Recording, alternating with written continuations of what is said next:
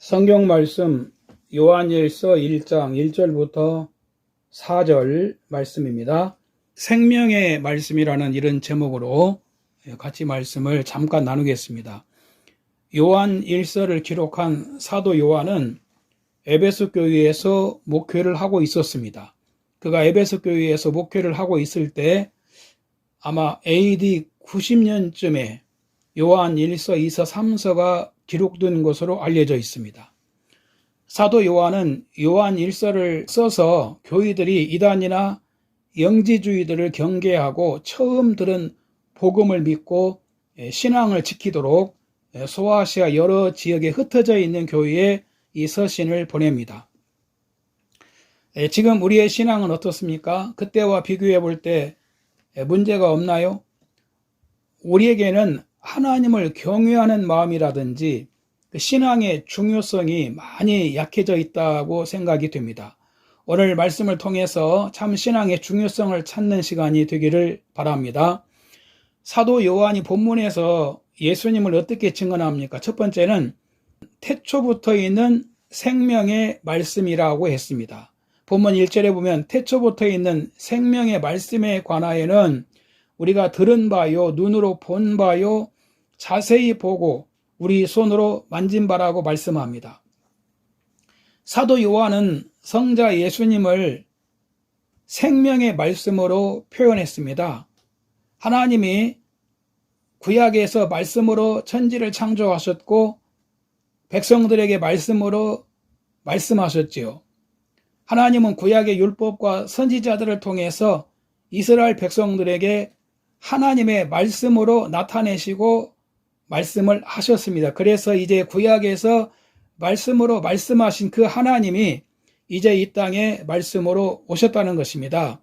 히브리서 1장 1절 이하에 보면은 옛적의 선지자들을 통하여 여러 부분과 여러 모양으로 우리 조상들에게 말씀하신 하나님이 이 모든 날 마지막에는 아들을 통하여 우리에게 말씀하셨으니, 그래서 사도 요한은 예수 그리스도를 말씀으로 표현하고 있습니다.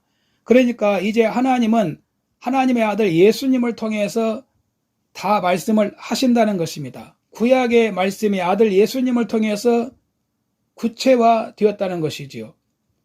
구체화가 좀 어렵지요. 구약의 예언들이 예수님을 통해서 다 이루어졌다는 것입니다. 구약의 말씀이 무엇입니까? 죄에 빠진 인간을 구원하시는 하나님의 약속이 나오지요. 에덴 동산의 생명과일을 따먹고 영생해야 합니다. 그런데 선악과 따먹고 죽음이 왔으니 어떻게 합니까?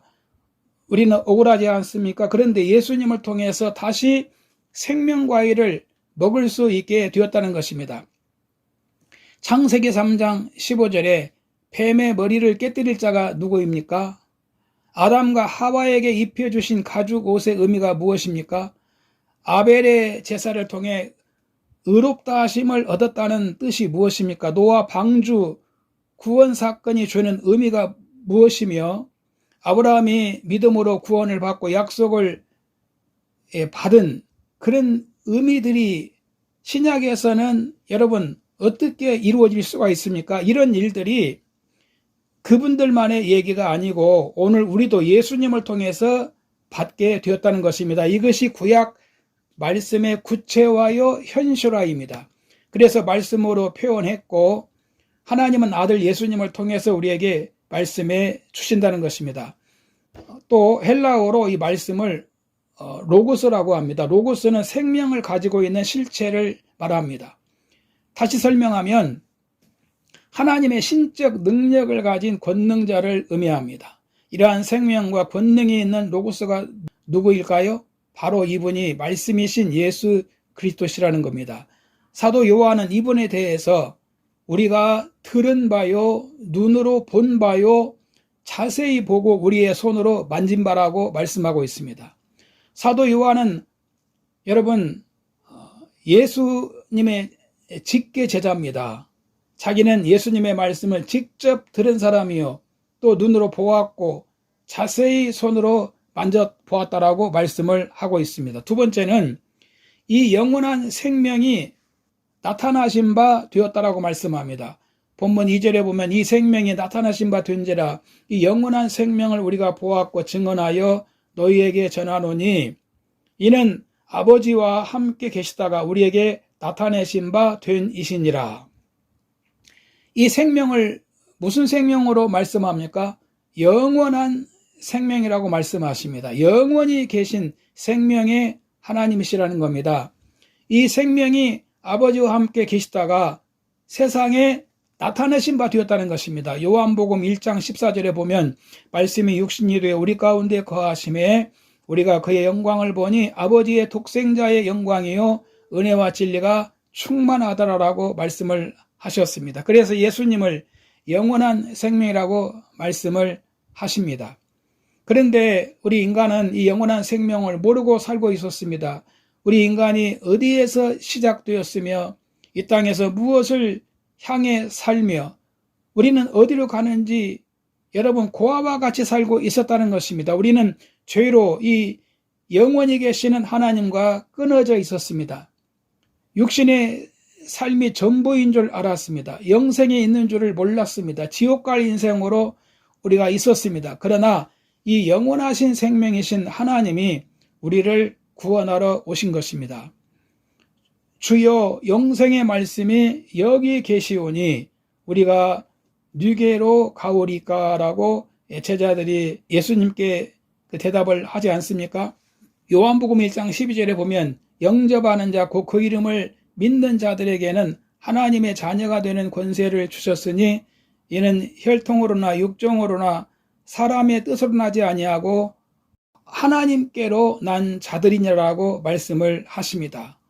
여러분 영원한 생명에 오셔서 주를 믿는 자들로 하여금 우리 주님이 주시는 영생을 얻을 수 있는 그 길을 활짝 열어 놓으신 겁니다. 세 번째는 우리가 보고 들은 바를 너희에게 전한다라고 말씀을 했습니다. 3절 보면 우리가 보고 들은 바를 너희에게 전함은 너희로 우리와 사귐이 있게 하려 함이니 우리의 사귐은 아버지와 그 아들 예수 그리스도와 더불어 누림이라.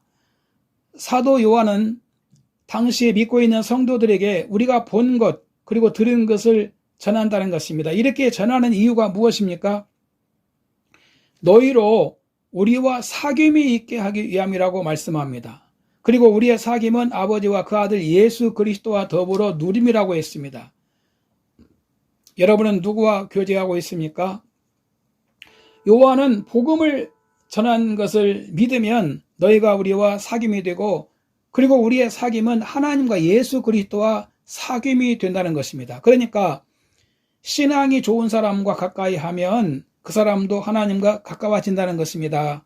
하나님을 모르는 사람은 소망이 없습니다. 우리는 내가 누구와 가까워지는 것이 목적이 아닙니다. 나를 통해서 나와 가까운 사람이 하나님과 가깝게 만드는 것이 중요하다는 것입니다. 우리가 제 역할을 해야 한다는 것입니다.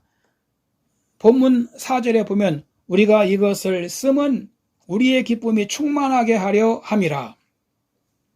이 말씀은 요한일서를 기록해서 전해주면 신앙이 흔들린 분들이 이 서신을 통해서 이단의 정체를 알고 우리가 전해준 그 복음을 듣고 신앙생활을 잘 하는 것이 우리의 기쁨이 된다는 것입니다.